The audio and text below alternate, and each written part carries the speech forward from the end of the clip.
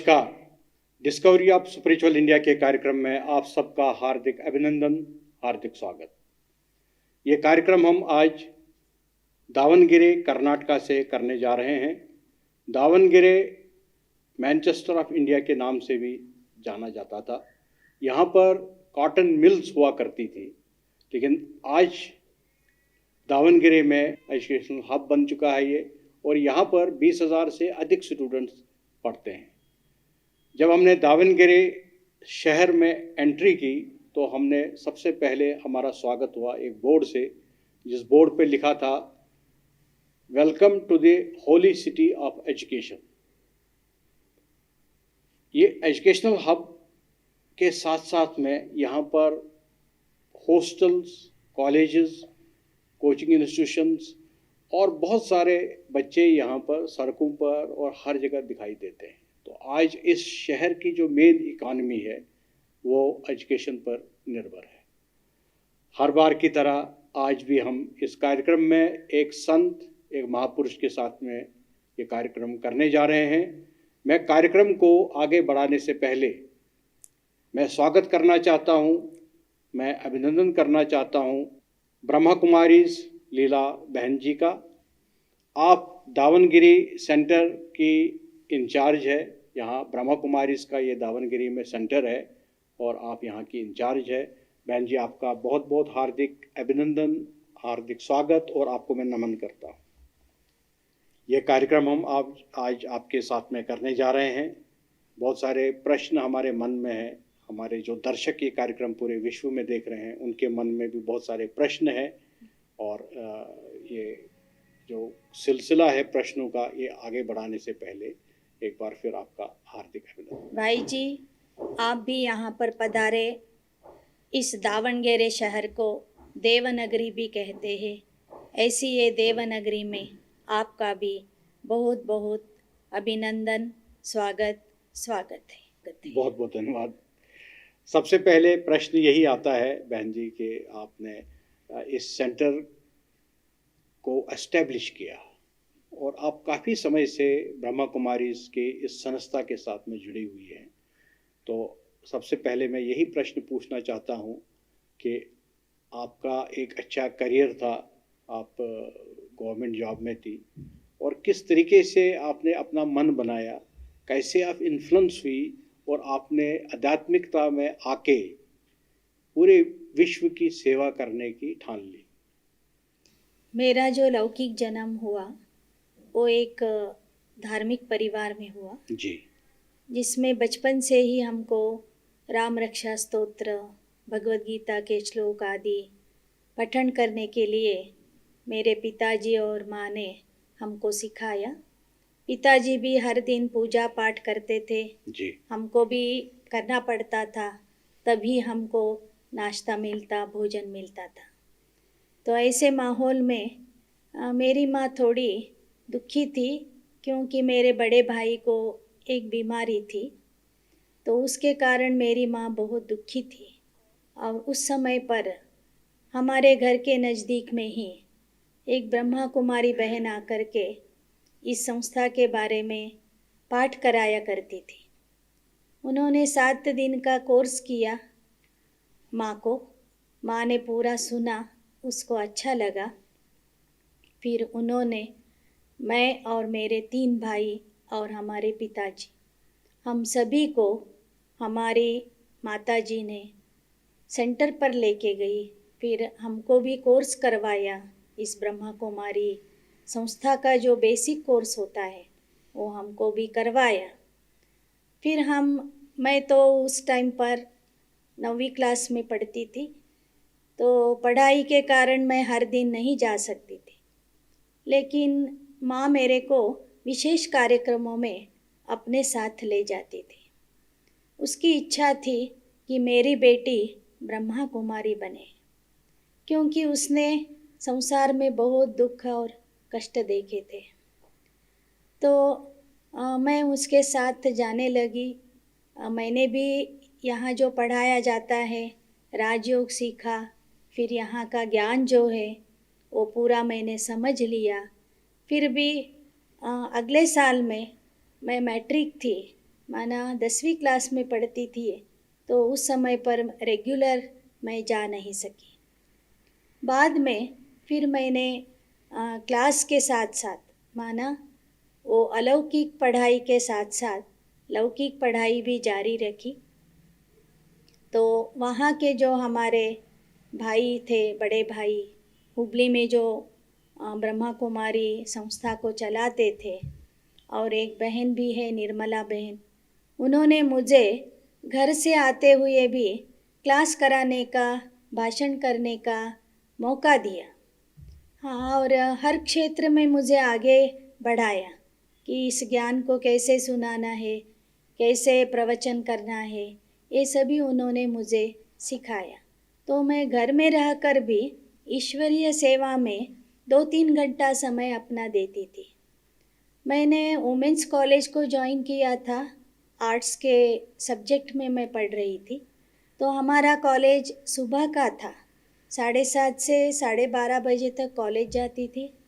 दोपहर के समय में माँ के साथ घर के कामकाज में मदद करती थी, क्योंकि मैं अकेली लड़की थी, बाकी तो 3 भाई थे, तो माँ को भी सहयोग देना पड़ता था। और शाम को हुबली के एक एरिया में मैं क्लास कराने जाती थी ईश्वरीय ज्ञान के बारे में। ये ज्ञान मुझे अपनी माता से ही मिला और हुबली शहर में मिला, जहाँ की मेरे पिताजी रेलवे में नौकरी करते थे। तो ऐसे हमारा सारा परिवार ईश्वरीय क्लास में जाने लगा, ब्रह्मा कुमारी संस्था से जुड़ गया, और हम परिवार के साथ 1975 में माउंट आबू भी होकर के आए। फिर बाद में बढ़ते बढ़ते हमारे 2 भाइयों ने अपने लौकिक का मार्ग चुना, शादी की, और वो आज भी उनके परिवार के साथ बहुत अच्छी रीति से चल रहे हैं, क्योंकि उनको बचपन में ही ये ज्ञान मिला था। तो इससे वो अपने लौकिक जीवन में भी बहुत अच्छी रीति से बैलेंस करते हुए चल रहे। और एक मेरे से बड़ा भाई जो था, उसने कैनरा बैंक में नौकरी करके ऑफिसर के स्थान पर उसने सेवा की, और अभी उसने रिटायरमेंट लिया है, वो धारवाड़ में रहते हैं। लेकिन मेरे बारे में माँ ने जो सोचा था कि मेरी बच्ची ब्रह्मा कुमारी बने, इस संसार की दलदल में नहीं फंसे, क्योंकि उसने अपने जीवन में बहुत ही कष्ट देखे, दुख देखा, बच्चों के बारे में माँ को कैसी चिंता होती है, कैसे दुख होता है। 4 बच्चे हैं, माना 4 लोगों के बारे में भी उसको सोचना पड़ता है, हर एक की तबीयत को देखना पड़ता है।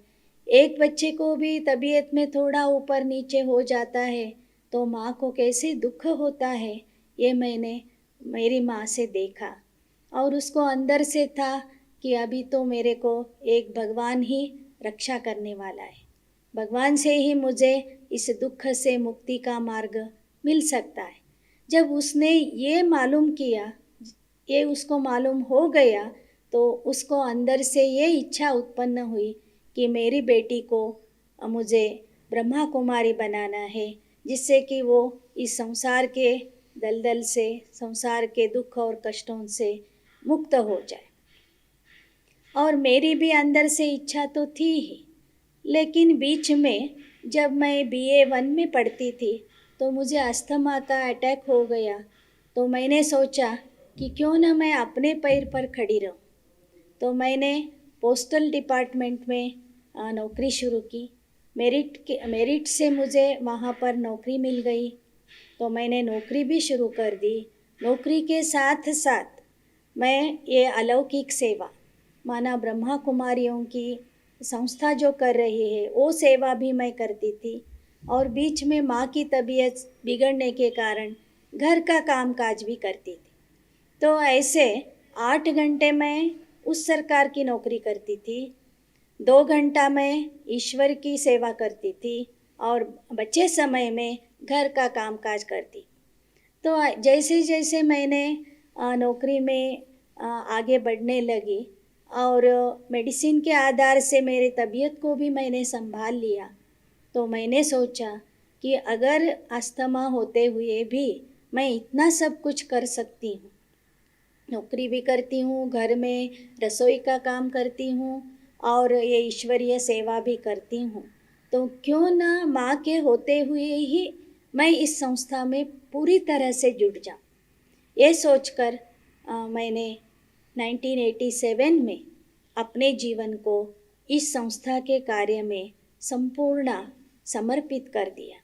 नौकरी को छोड़ के मैं यहाँ आ गई और पहला ही सेवा का मौका मुझे दावणगेरे में सेवा करने के लिए। तो 87 में दीदी आप डायरेक्ट दावणगिरी आई कि आपने हुबली से ये शुरू किया था?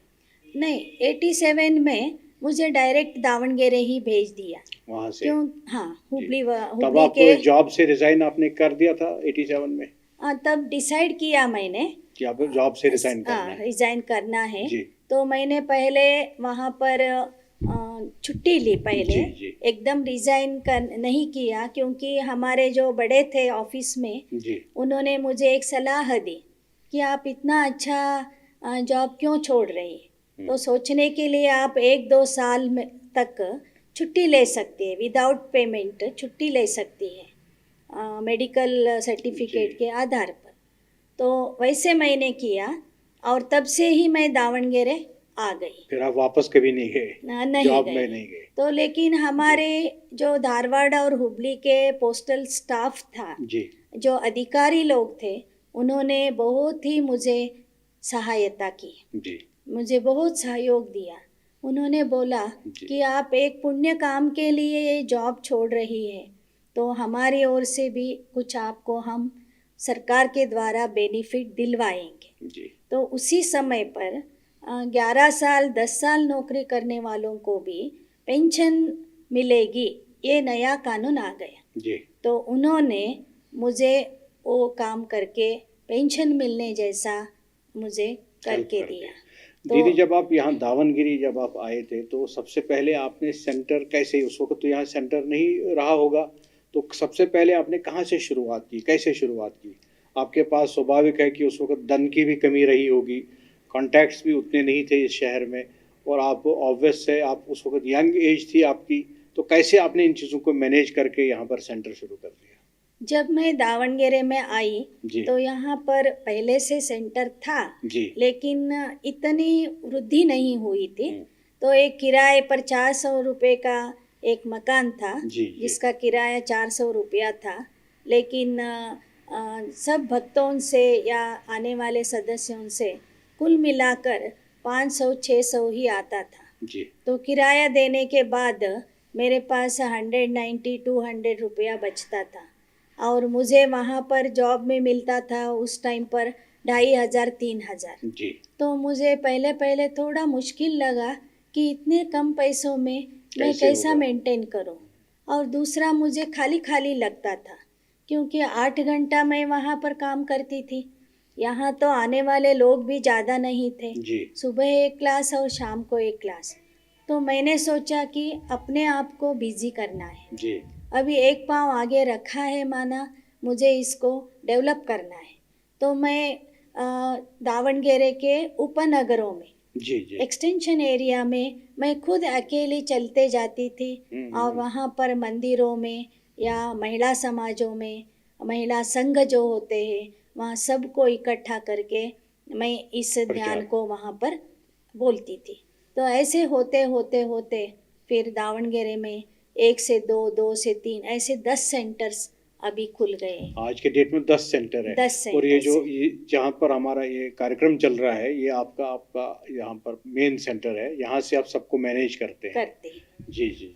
तो किराए का सेंटर हमने छोड़ दिया और जो अभी जो कार्यक्रम हम कर रहे हैं ये जगह हमको सरकार के द्वारा 83 में 1 रुपया पर स्क्वायर फीट के हिसाब से मिल गई। 100 बाय 160 जगह मिली। जी। लेकिन मैं जब आई थी तो इधर कुछ भी नहीं था आसपास में। जी। फिर हमने बड़े भाई और बहनों के हुबली के जो हमारा जोनल हेड क्वार्टर है तो वहाँ से उनकी राय से हमने यहाँ पर एक बड़ा शिवलिंग बनाया। जी।